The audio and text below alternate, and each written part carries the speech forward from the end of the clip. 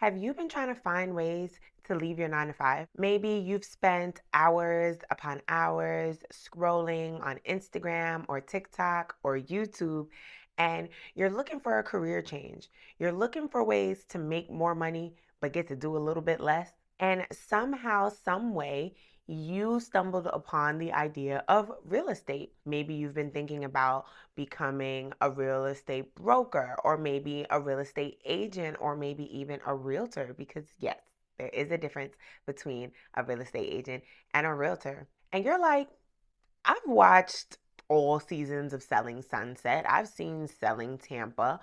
I could do that. The job doesn't look hard. All of these real estate agents seem to be swimming in cash. Yep, that's what I'm going to do. Well, let me pump your brakes right there. And you're probably at this point wondering, well, who are you and what's wrong with my game plan?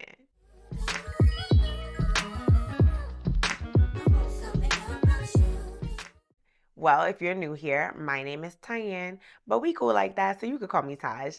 And I am a licensed realtor here in the state of South Carolina. I currently service the Columbia/Fort Jackson area. So if you, yeah, you, or anybody that you know are interested in buying, selling, or investing in real estate in this area, I'm your homegirl, quite literally and figuratively.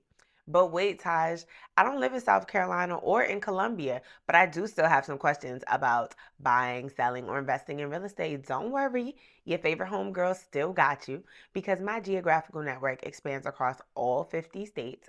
So, regardless of where you live or where you're relocating to or from, I can still answer any and all questions that you have. And if I can't, I can definitely refer you out to someone who can. Now, let's get into the reason that you clicked this video. You probably clicked this video because you want to become a real estate agent or a realtor like I am. But you want to do a little bit more digging and you want to find out what exactly does it entail? What does the job consist of? Well, lucky for you, I already have an entire playlist of new agent gems. Go ahead and click the ID card that just popped up on the screen so that you can actually find out all the nitty and gritty on how to become an agent, what it takes. This video is going to be a little bit different. Those videos are a lot more factual based on step by step how to do X, Y, and Z as far as becoming a real estate agent or a realtor. Today's video is going to be just a little bit different. Today, I'm going to be telling you guys about all of the things that let me take that back. 6 of the things that I have learned my first year as a licensed realtor. This month makes officially 1 year since I signed with my brokerage, and I have learned quite a bit in these 12 months. So I figured, why not come back and give you guys the 6 main things I kind of took away from this year as a realtor. And I'm also going to add in a bonus tip at the end. So make sure you stay for that because that's a good one. So, the first thing that I learned my first year as a realtor is that market matters. Okay, you need to be an expert in your market. I don't care how many other agents there are in your area. I don't care how long they've been agents. No one knows more about your market than you, and you need to make that your number one priority at all times. Aside from knowing the market in general, you also need to make sure that you're staying up to date and current on your market, wherever that is. So maybe you live in Arizona, or maybe you live in Austin, Texas. Whatever is happening in your market, you need to be in the know. You need to know when laws are changing. You need to know when the market's shifting. Is it a buyer's market? Is it a seller's market? Are sellers starting to pay closing costs again? Are buyers having to take properties as is because sellers aren't bending enough? Those are things that you need to know because the market is currently changing. So even once you become licensed, because I'm speaking that into existence for you if you're not already, once you become licensed, the things that you did in a deal 3 months ago may not work in today's market. So it is your responsibility to stay up to date and current at all times. And not to mention, it's in your client's best interest that you know what's going on. How else are you going to get them the best deal possible if you don't even know what the market's looking like? The second thing that I've learned my first year as a licensed realtor here in the state of South Carolina is quality over quantity. And I cannot stress that enough. That goes for leads, that goes for clients. You would much rather have two solid qualified leads than two dead end leads or 20 dead end leads. If the lead or the client is not quality, there's no deal. So don't just be quick to buy into these services to pay for leads, because how many of those leads are qualified?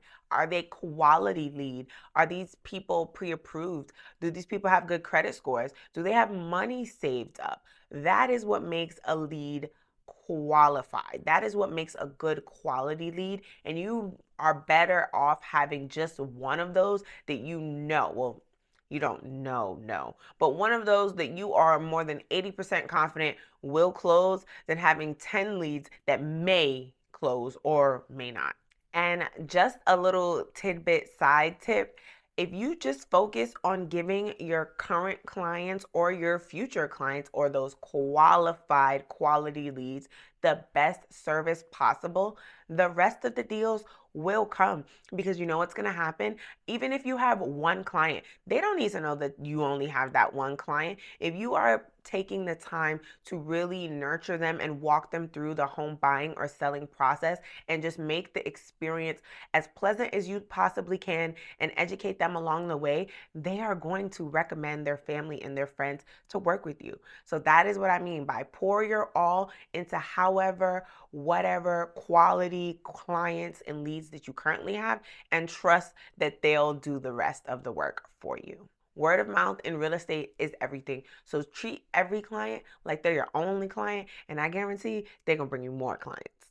And best of all, it's free marketing. If you do a good enough job with your current clients and they refer you more clients, you didn't have to pay for those leads. You didn't have to pay for those ads. So even if those leads don't end up going anywhere, it didn't cost you anything. The third thing that I've learned my first full year as a licensed realtor here in the state of South Carolina is do not count your chickens before they hatch. We have all hopefully heard that term some ways, some shape or form before. And that goes for commission checks and clients. Quick little story time. My second real estate deal, so as I close my first year of real estate, I have closed 2 deals. And to some people, that may not seem like a lot, but in the real estate world, that is plenty, seeing as majority of agents do not even close a single deal their first full year. So the fact that I have closed 2, I am very blessed. I was trying to say grateful and blessed, and I said blessed. So we're just gonna roll with it. I'm very blessed to have had those experiences.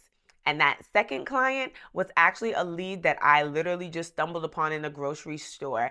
And she was the clerk at the grocery store. We talked, real estate came up because I'm always marketing myself. Long story short, we ended up closing 90 days later. However, on closing day, let me tell you that this deal almost did not close 30 minutes before closing, and I was on the highway doing 80, making 50 million phone calls to make this deal happen. That deal literally almost fell apart as I was literally on my way to closing. My client had already left her home. She was already on her way to closing.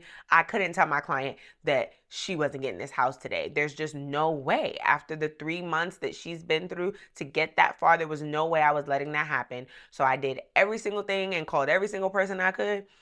Moral of the story is I didn't even get to clear the close until I was walking into closing. So do not count them commission checks, okay? Don't be like, oh, I got this many leads, so if they buy a house, it's going to be... Don't start crunching it, because the deal doesn't close until the deal closes. The check don't clear until the deal closes. Simple as that. Same thing goes for clients. Don't just assume that, oh, I have a bunch of friends, so as soon as I get my license, I'm definitely going to close at least 3 or 4 deals. Because let me just give you a harsh reality. Most of those people may not be ready to buy. And an even harsher reality is the ones that are probably won't buy with you. And that's not because there's anything wrong with you as an agent. It just is what it is, and it's a part of the game. The fourth thing that I've learned my first full year as a licensed realtor here in the state of South Carolina is to identify the power players and the sharks as soon as possible, and also to differentiate the two. When you guys go and watch some of the new agent gems that I drop in that playlist that I told you to go watch after this one, I talk about how to network as a new agent.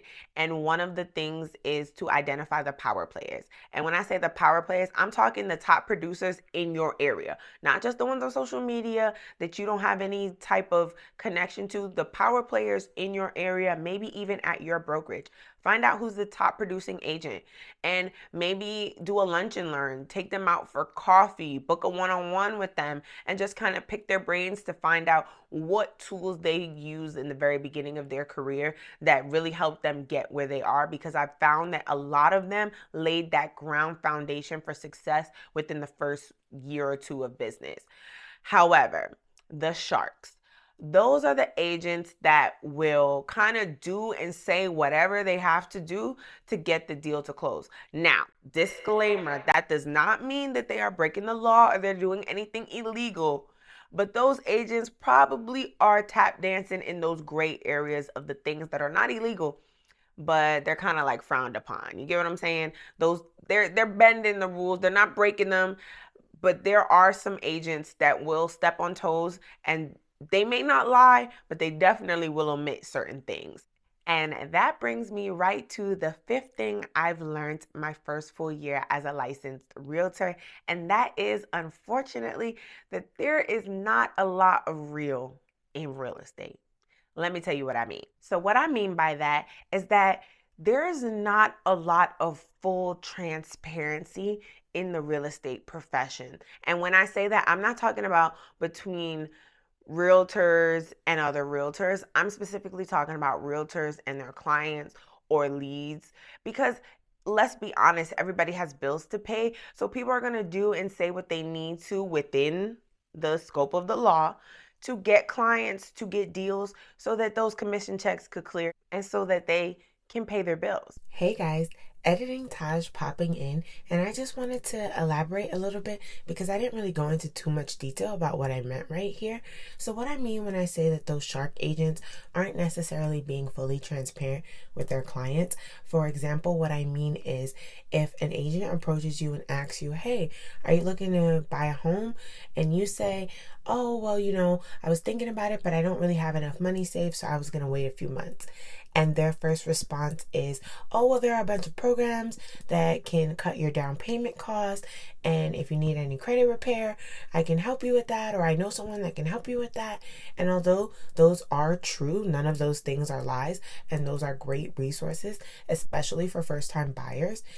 It's also not necessarily in your best interest as the client, because realistically speaking, if a client can't afford to save up for a down payment on a home, that means that they probably don't have enough saved if there are any major repairs that need to be done, or they don't have their filing fees or recording fees, and there are just some fees that cannot be waived. And as an agent, it's your responsibility to know what's in the best interest of your client. So maybe they can't buy right now, but maybe they'll be ready to in 2 months or 3 months or 6 months. And that has to be okay with you as the agent. You can't just force everyone into a home just so that you can get commission checks. Right? Real estate is a very transactional business, which is what I'm learning as someone that got into real estate for the love of helping and wanting to see specifically millennial people that look like me get their piece of the pie, and to just expand their knowledge and wisdom as far as the things that real estate can do for you and the doors that investing in real estate can open for you. I had to very quickly realize that's not everybody's why. Some agents, those shark agents, are in this for the money, and they are going to say and do what they need to get you or anyone else to buy or sell a home so that they can get money. Simple as that. At the end of the day, buying a home is the biggest purchase that most people make in their entire lives. And I, as a realtor, do not take that responsibility lightly. I do not take your journey, if you're currently looking to buy a home, or if you know somebody who is, I don't take that journey for granted. As someone who was a first time home buyer just a year ago, I know how much emotion that evokes in people, especially young millennial kids like me. I mean, we adults, but like, we really kids. I know what that feels like. So I never want to prey on that, but unfortunately, there are some shark agents that will. At the end of the day, they have mouths to feed, they have a roof that they have to keep over their head, and everyone has a job and they're just doing it. And the sixth thing that I have learned my first full year as a licensed realtor here in the state of South Carolina is that time blocking, I cannot stress this enough, is your best friend. If you are a brand new agent, you need to be learning your document. Use your free time to learn the documents as much as possible. Once you become licensed, all of that free time that you now have because you're no longer in real estate school, you need to still allot that same time to studying your market, to checking the MLS once you get access, and reading up on any current laws that may be changing or anything that's being challenged. But most importantly, and I cannot stress this enough, new agents and aspiring agents, learn the documents. Know that contract forward and back. If a client or a lead has a question about the contract, you should know what page 13, section 14 is. You don't have to obviously know it verbatim, but just know the category. So you're like, oh, okay, yeah, that's this. Let me explain it like that. Like, oh, that's an addendum clause. Let me explain what that is. You should know, no one should know that contract more than you, not even the other agent on the other side of that transaction. Another quick little story time. I had a client who was looking to purchase an investment property, a repeat client. This actually was my first client. He spun the block because if you give them good service, they'll definitely do that, and was looking to buy a second property. We found a property, we put an offer on it. I read the MLS instructions very clearly, presented my offer as such. Turns out my client and I placed our offer too soon, and the seller was not entertaining investor offers until a certain time. The home had been on the market for a certain amount of time. What the document actually said was that they weren't entertaining investor offers until the home had been on the market for 10 days. And then it turned out that it was actually 30 days. And then come to find out, the listing agent that placed that home on the market used an out-of-date document. They used a document that was recently changed, and they have not been staying current on their documents. Mind you, this was a very arrogant veteran agent. I'm talking the type of agent that has how many years they've been in business in their email signature. So imagine new agents, learn the documents, because these veteran agents will try you, and they have just gotten accustomed to just doing things so much that sometimes things slips through the cracks. But as a new agent, nothing should slip through the cracks because everything should be fresh in your memory from school, and you have been using your free time, like Taj said, to learn your documents. And let's just say he was not very happy when his broker got involved, because I did let his broker know, because he was already giving me a hard time and he was already very braggadocious. And that was actually the second mistake he made in that MLS listing. So don't be that agent. Be the agent like me that can catch when other agents, regardless of how long they've been in the business, are letting things fall through the cracks, because ultimately my client decided that he no longer wanted to place an offer on that property because that listing agent couldn't get it together. So that agent cost their client a cash offer. Don't be that agent. I'm just saying. And now for the bonus tip. The most important thing that I have learned my first full year as a licensed realtor is that your why will keep you grounded in this business. But that's only if your why has nothing to do with your monetary gain, nothing to do with how much money you make, nothing to do with money.